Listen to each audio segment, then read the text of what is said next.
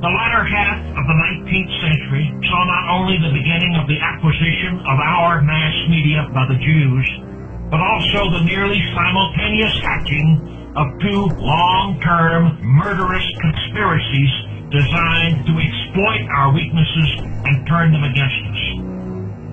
Those two conspiracies were Zionism and Marxism, communism.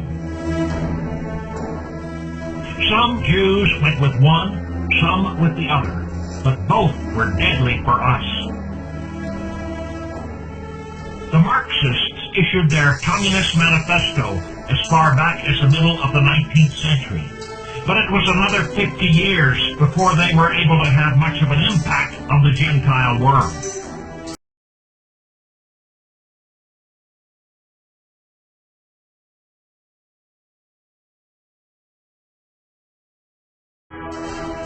As for the Zionists, they also began propagandizing and organizing at about the middle of the 19th century, and only became noticeable at the beginning of the 20th century when they began having international Zionist congresses and more or less openly laying their plans to foment wars and revolutions of which they could take advantage to promote Jewish interests.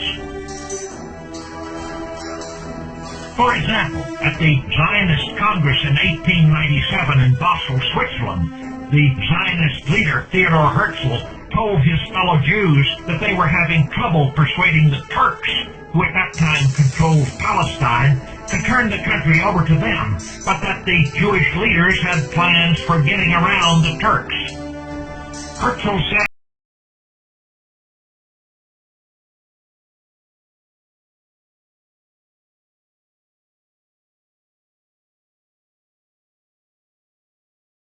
and I quote, "It may be that Turkey will refuse us or will be unable to understand us.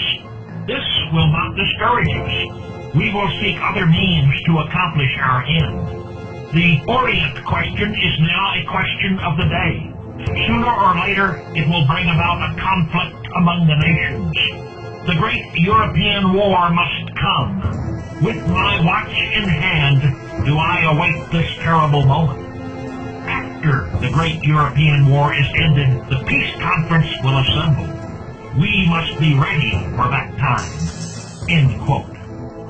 Remember, Herzl was talking about the Jews' plans 17 years before the outbreak of the First World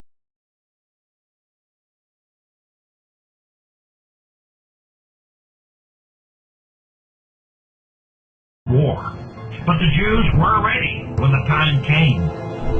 In 1916, with the war more or less stalemated, they approached Britain's political leaders and made a deal to bring the United States into the war on the side of Britain in return for a British promise to take Palestine away from Turkey and turn it over to the Jews after the war. The British side of the deal was made public in the so-called Balfour Declaration, and the Zionists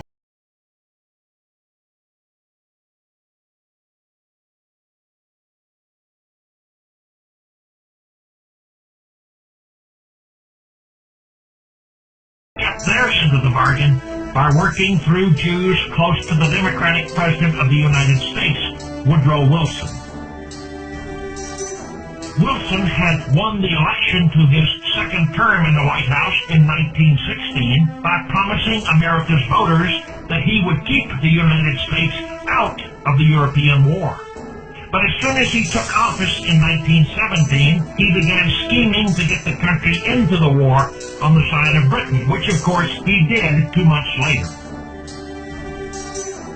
That cost a couple of million additional Gentile lives, but it got Palestine for the Jews.